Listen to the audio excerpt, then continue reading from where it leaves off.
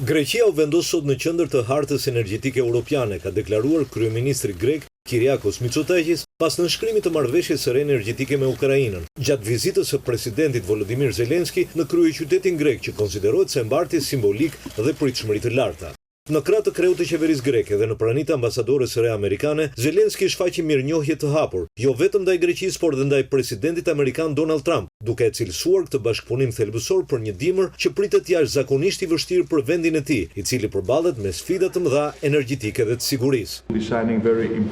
Nënshkruajmë një marrëveshje shumë të rëndësishme në lidhje me furnizimin e Ukrainës me gaz natyror nga Greqia.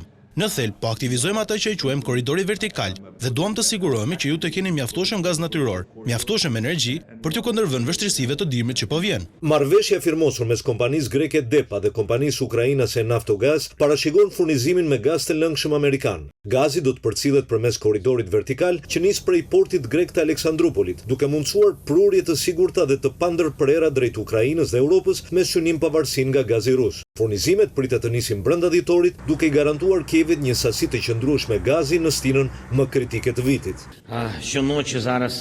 Çdo natë, rusët po godasin infrastrukturën tonë, mbi të gjitha infrastrukturën tonë energjetike. Shumica e termocentraleve në Ukrainë, prodhimi i gazit, termocentralet tona janë bërë shënjestra për raketa balistike, dron iranian, raketa të Koresë së Veriut. Zelenski nga ana e tij theksoi se Ukraina ka nevojë për më shumë mbështetje teknike, pajisje dhe presion diplomatik ndaj Rusisë. Ai falenderoi publikisht Greqinë për solidaritetin dhe për rolin gjithnjë më të rëndësishëm që Athina po merr në Ballkan dhe për Europën juglindore, dhe e ftoi të marrë pjesë në bashkëprodhimin e armëve dhe rindërtimin e Ukrainës pas luftës, duke prezantuar edhe zhvillimet e reja të industrisë mbrojtëse ukrainase.